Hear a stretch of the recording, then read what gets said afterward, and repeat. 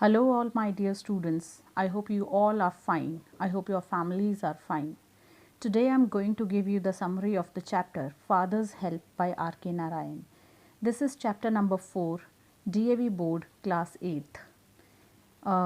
So let's start with this. R.K. Narayan is a very famous Indian writer and he has written several stories. The most famous one is Malgudi Days, and the most famous character of his stories was Swami.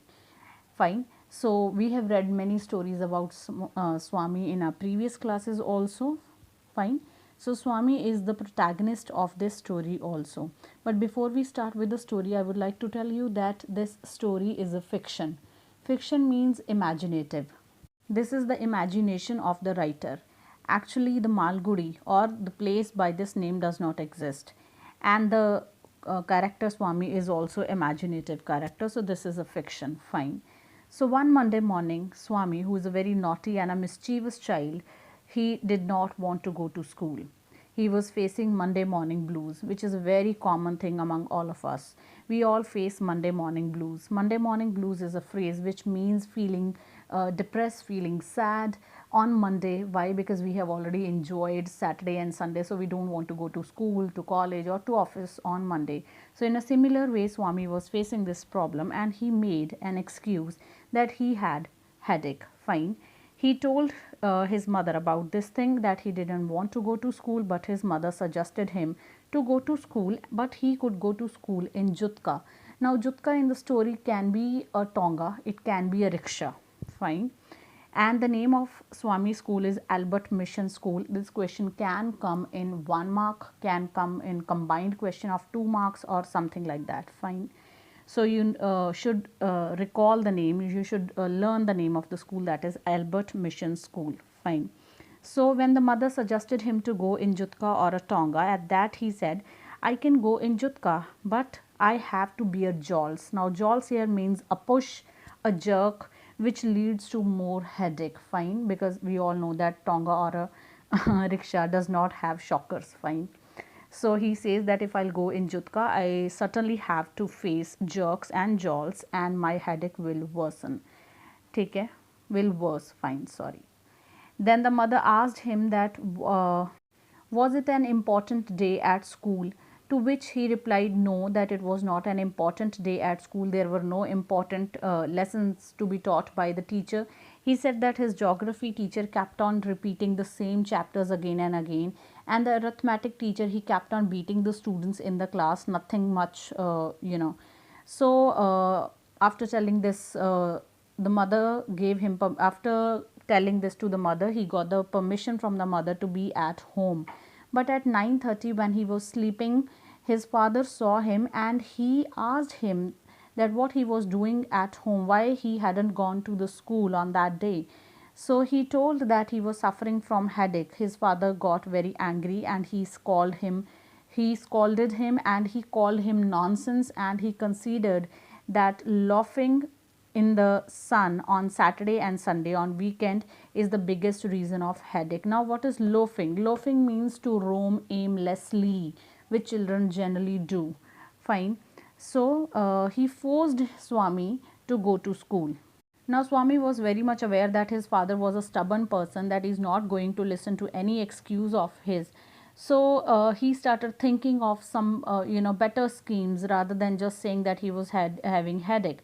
So he started thinking of some tactics, and he needed to use some of them for the success of his plan. And he told that he could not go to school because he was late for the school. To that, father said, that's your problem. You can tell to your teacher that you had headache, that you are having headache. On this, Swami said that his teacher would beat him severely. Listening to this, the father was shocked that who is that teacher who is so violent, that who will beat you just for getting late for half an hour.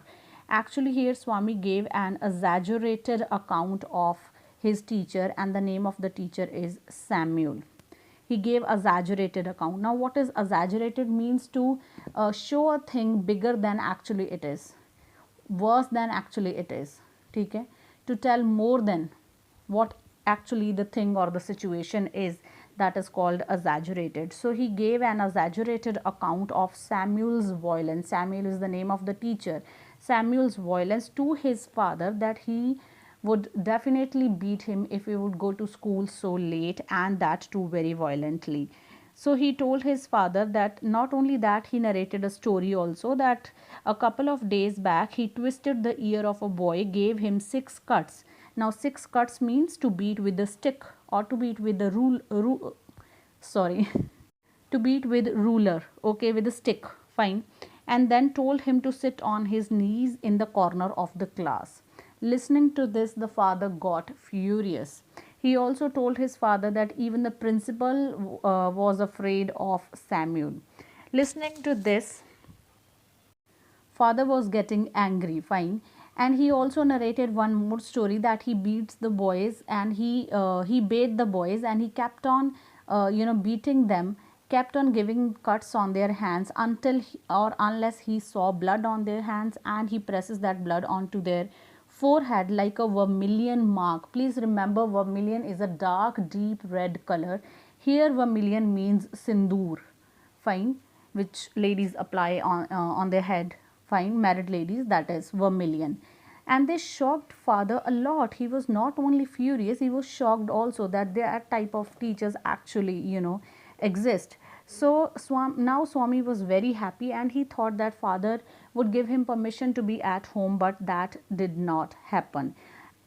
Unexpected thing happened, and that was his father wrote a long letter of complaint against Samuel, and he ordered Swami to go to school and handed over the letter to the principal in the morning only. Swami protested a lot, but in vain. In vain means of no use, as his father was very stubborn person.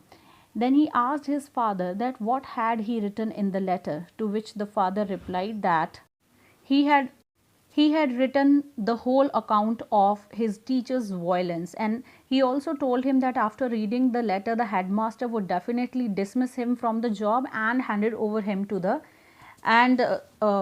over him to the police. The father also ordered Swami to bring the acknowledgement in the evening from the headmaster. Now acknowledgement here means reply of the letter, reply of the complaint letter written by Swami, Swami's father, fine. On the way to school, the Swami was utterly confused, and he was thinking himself as the worst perjurer on the earth. Now perjurer means false witness. This is a very common question which generally comes in the paper, that why Swami was feeling himself as the worst perjurer on the earth. Now why he was feeling so? Because he himself was very much confused about the story he told to his father. He himself did not know how much truth was there in that story, fine. So on the way he was thinking, for a minute he thought that Samuel was a genial person. Now genial means a very jolly kind of person, who is having a very jolly kind of nature, who is very nice person, and he usually cracked jokes on him. Now this is what Swami was thinking on the way, that he usually cracked jokes on him, and always Swami took those jokes in a very good way. He took them as a compliment on him. But another minute he thought that no, he's a very violent person. He actually beat the boys very badly. So basically he was confused, he was suffering from mental conflict at that time, and he was feeling dizzy, he was feeling giddy, his head was revolving, and he wanted to run home and told the whole story to his father. But he knew that his father was an obstinate person, he was a stubborn person, he would not listen to the story. And not only that, at the same time he recalled a rumor about Samuel, that once he bait a boy of class first, and he gave many cuts on his knuckles and smeared the blood on his face. Knuckles are the joints of our fingers, they are known as knuckles. And smeared the blood on his face means he pressed the blood on the boy's face. But actually it was a rumor. Swami himself wasn't aware whether it was truth or not.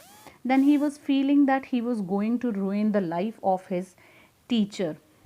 He was completely and totally in mental conflict, fine. And at that time the face of the teacher started flashing in his mind. Physical appearance of the Samuel after this the physical appearance of the Samuel was given in your book, and this can also come in the form of a question just to describe the physical appearance of the Samuel. This can come in your paper. So please read the physical appearance of the Samuel thoroughly. And after that, the Swami, not the Swami, we can't use word the in front of anyone's name. So after that, Swami started feeling the bulge of that letter which was in his pocket. Actually, he was feeling the bulge in burden, not in his pocket but actually on his mind. He thought himself as an executioner. Now, executioner is a person who hangs a person to whom the government has given a capital punishment. Fine. So he thinking himself as an executioner who is going to kill his teacher. Fine. Actually, he's not going to literally kill his teacher, but he definitely going to disgrace his teacher. So he was getting angry on his father. When he reached the class, Samuel was teaching and he objected him of coming late to the school. Swami was praying in his mind that Samuel should beat him severely and justify the letter. Now, justify means to make the letter true, to make whatever written in the letter a fact. Fine. So if Samuel will beat him and smear the blood on his face, so whatever he had told to his father, it will become truth, and the whatever complaint the father has written in the letter, it would be justified. So but on the contrary, he suggested him to be at home. So when he told him that he had headache, at that time Samuel told him that you should be at home if you have headache, which was very much unexpected for Swami. Now, Swami told Samuel that his father sent him to the school forcefully. Samuel was very much impressed from his father, but he was actually unaware of the fact that he had written a long letter of complaint against Samuel. Now, Samuel didn't say anything to Swami, and Swami sat on his desk with bleeding heart. Now, here bleeding heart does not mean actually the heart of Swami was bleeding. It means with a sad, he was very sad. Fine. So as he wanted Swami to beat him and justify the letter. Okay. Even while checking the homework, Samuel was not flinging the notebooks on the faces of the boys. Flinging means throwing the notebooks on the faces of the boys, which was usual habit of Samuel. He was not very much violent person, but he was a strict teacher, but he was showing a very lenient behavior on that particular day. He was not doing any kind of any violence. So rather he was very gentle, and he did not say anything even to Swami for not doing homework. Fine. It was the class of arithmetic which got over, but Swami still hoped that in the last lecture, which was again of Samuel to teach history, would be a good opportunity to justify the letter. When it was 4 p.m. Now this shows that Samuel was having two lectures in a single day. First lecture which was of arithmetic, and the last lecture which was of history. So now it was the time of last lecture, that is 4 o'clock. Samuel's lecture started, and Swami was very much eager to do something to provoke Samuel, so that Samuel should beat him and justify the letter. Now the boys were in half languor. Half languor means feeling very sleepy, feeling very drowsy, feeling boring, as it was the last lecture, and that too of history. So suddenly Swami yelled at the top of his voice, asking, "Why didn't Columbus come to India, sir?" Now when everyone was sleeping in the class, only the teacher was teaching. You can imagine that scenario, and last lecture, fine, everyone was feeling drowsy. Suddenly Swami yelled from somewhere, and he started asking the question, "Why didn't Columbus come to India, sir?" Samuel replied that Columbus got confused and forgot his way to India, and he reached America. On this answer, Swami was shocked, and he said that Columbus was such a great man. How could he, do such a big mistake? Samuel ordered Swami not to yell. To this, Swami replied that that was his normal voice. He said, "It is my normal voice, sir. I am not yelling." Samuel got little irritated, and Swami was very happy on his small success, but still much to do. So then Samuel was confused about the behavior of Swami. Samuel continued teaching, and a boy whose name is Sankar. Please pay attention. The name is not Shankar. In your book, I think it is Sankar, Sankar. Sankar, he got up and he asked a question. Was Vasco da Gama the first person to visit India? Before Samuel, the teacher could give answer to that boy, Swami got up and he started shouting and saying that that is what the teacher was trying to explain. That is what the teacher is trying to tell you, Sankar. This is what the teacher is explaining. Now everyone was shocked on this obtrusive behavior of Swami. Obtrusive means weird behavior. Very weird behavior of Swami. Now only 15 minutes left for the lecture to get over, and Swami had to do something to provoke Samuel so much that he would beat him severely and justify the letter. What Samuel did till now was not enough to justify the letter. Fine. So now at the last it was the recapitulation time of what the teacher had taught. So he started asking the question to the children. So he asked, what is the date of arrival of Vasco da Gama in India? Again Swami yellingly gave the answer. Samuel was completely shocked and asked him if the headache had made him mad. And he said, please sit down, and if you got up again, I will cane you. And Swami was thrilled and excited on Samuel's behavior, because that is what he wanted. Then Samuel started asking question about Mughal kings. Swami got up again as he wanted to give the answer, but Samuel empathically, means forcefully, asked him to sit down. But Swami refused and he said, I want to give the answer. So in anger, Samuel called him and caned him. Without blenching, Swami received the cuts on his hand. Now without blenching means without any fear, without moving from there, very happily he got those cuts on his hand, and he was very happy. His hands were smarting means they were red. Fine.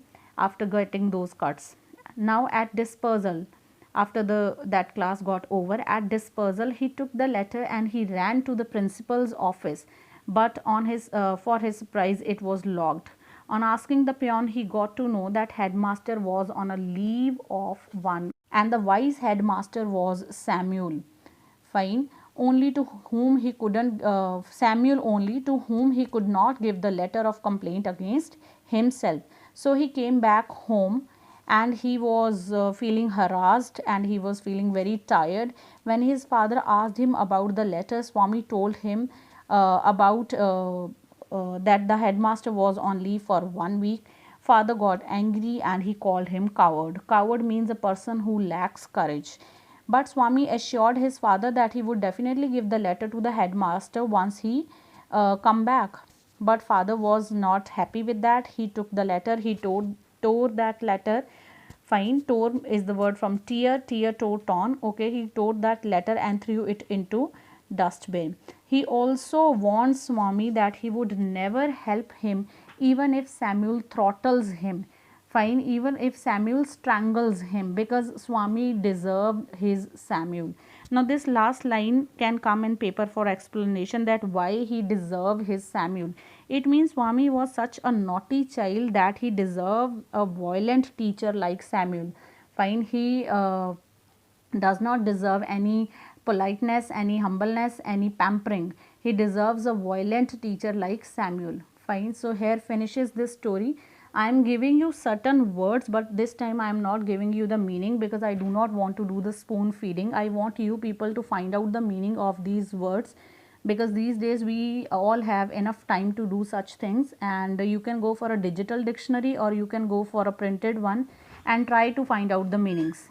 So try to enhance your knowledge in this way. Fine. So here finishes this chapter.